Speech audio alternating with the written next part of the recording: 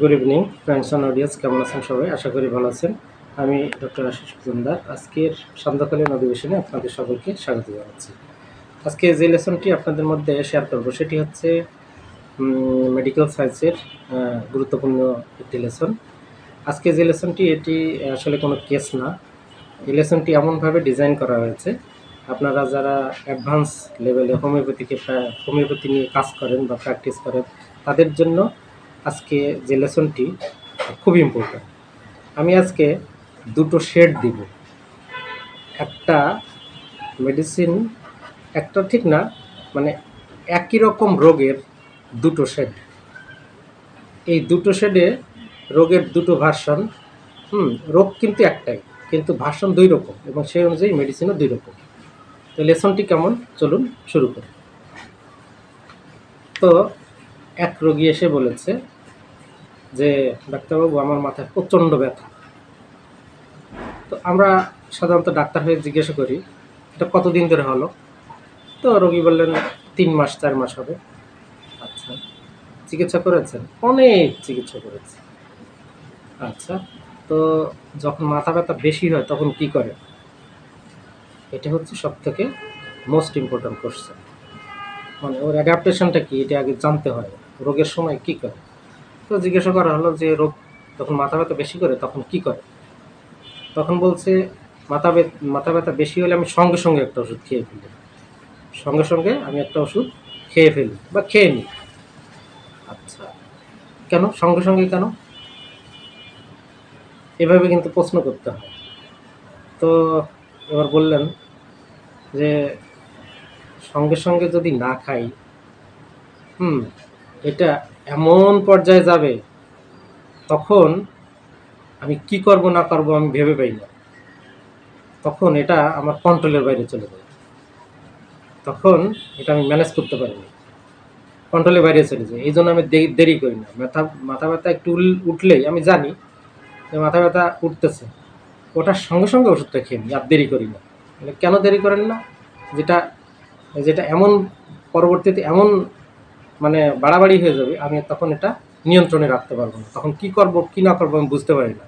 এই জন্য শুরুতে আমি ওষুধটা খেয়ে নিই, ঘরে যে মাথা ব্যথার ওষুধ খেয়ে নিই। This is the case. তো এই ক্ষেত্রে রোগীর ফিলিংসটা কি?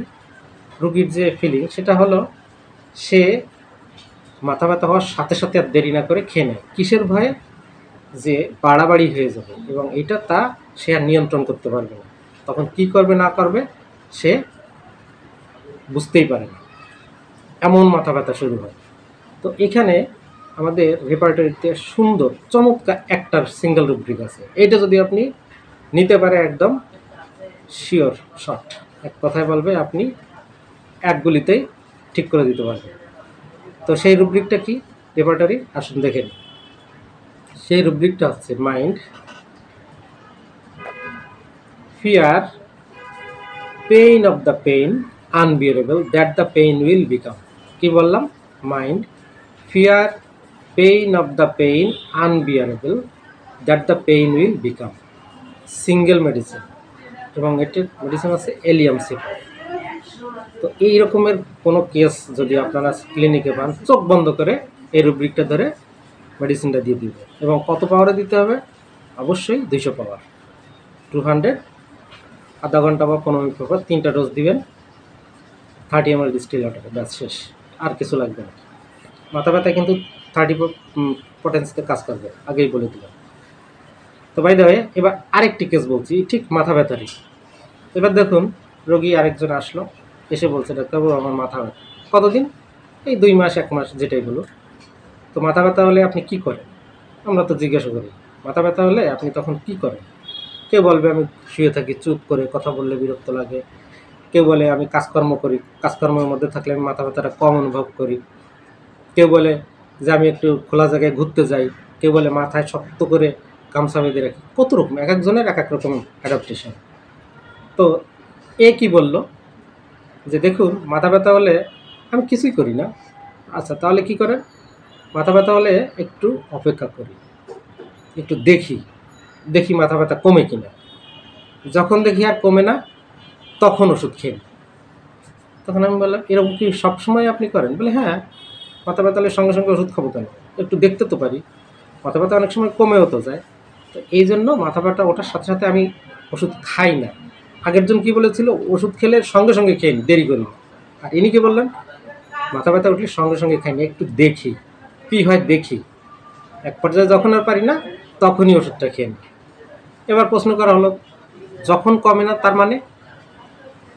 তখন বলল যে দেখুন, এতক্ষণ আমি দেখলাম বা অপেক্ষা করলাম, দেখি কোন অবস্থায় আছে, কোন অবস্থায় যায়। তো যখন দেখি আর হচ্ছে না, মানে লিমিট এবার ক্রস করে গেছে, আর এটাকে থামানো সম্ভব না, তখনই আমি মেডিসিনটা খাই। তো এখানে আরেকটি সেটি কি, প্রথমে কেমন ছিল, মাথা ব্যথা উঠলো, সে চুপচাপ, কোনো কিছু না, মানে কন্টেন্ট ছিল, যা আছে ঠিক আছে, আমি দেখি দেখি দেখি। এরপর কি হলো, তার লিমিট ক্রস করে গেল, যে এখন আর দেরি করা যাবে না, অনেকক্ষণ হয়ে গেল। এরপর যদি হয় তাহলে আমি আর এটা কন্ট্রোল করতে পারবো না, তখন বেশি বাড়াবাড়ি হয়ে গেলে তখন ওষুধ খেলেও কমবে না, অতএব এবার আমার ওষুধটা খেয়ে নিতেই হবে। তো কী জন্য খেলো, বেশি বাড়ার ভয়। তাহলে এখানে আমরা আরেকটা রুব্রিক নিব, মাইন্ড ফিয়ার এক্সট্রাভেগেন্স। প্রথমটা কি ধরলাম, মাইন্ড কন্টেন্ট, কন্টেন্ট কোয়াইট্যান্ট, এটাও ধরতে পারে, মাইন্ড কন্টেন্ট কোয়াইট্যান্ট একসাথে। আর পরেরটা কি, মাইন্ড ফিয়ার এক্সট্রাভেগেন্স। এই দুটো মেডিসিন, দুটো রুব্রিক একসাথে নিলে কি মেডিসিন আসে, ওপিয়াম। তো এই ধরনের রোগীকে আপনারা ওপিয়াম 200 3টে ডোজ দেবেন, দেখবেন ম্যাজিক। তো ঠিক আছে, আজকে এই ছিল আমাদের লেসন। লেসনটি কেমন লাগলো আপনারা অবশ্যই কমেন্ট করে জানাবেন।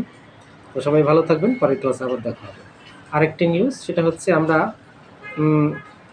এই হোমিওপ্যাথি সায়েন্সকে যারা বেশি ভালোবাসি বা যারা অ্যাডভান্স লেভেলে হোমিওপ্যাথিকে নিয়ে কাজ করতে চান, প্র্যাকটিস করতে চান, অনেকের অনুরোধে আমি এটার উপরে একটা গ্রুপ করতে চাচ্ছি। সেই গ্রুপে আপনারা যদি ক্লাস করতে চান এই হোমিওপ্যাথি মাইন্ডের উপরে, আমি সেই ব্যবস্থা করতে যাচ্ছি। যারা যারা ইন্টারেস্টেড আমাকে ইনবক্সে নক করবেন। আপনাদের নিয়ে আমাদের কিছু আলোচনা বা কিছু ক্লাস থাকবে, যাতে আমরা হোমিওপ্যাথিকে আরও ভালোভাবে প্র্যাকটিস করতে পারি, এটাকে নিয়ে আমরা বড় কিছু করতে পারি, সমাজের মানুষের জন্য আমরা যেন কাজে আসতে পারি। ঠিক আছে, তো এরকম একটা প্ল্যান বা পরিকল্পনা আমি করেছি। তো সবাই সাথে থাকবেন, পাশে থাকবেন। আজকের মতো ক্লাস শেষ করছি। শুভ সন্ধ্যা।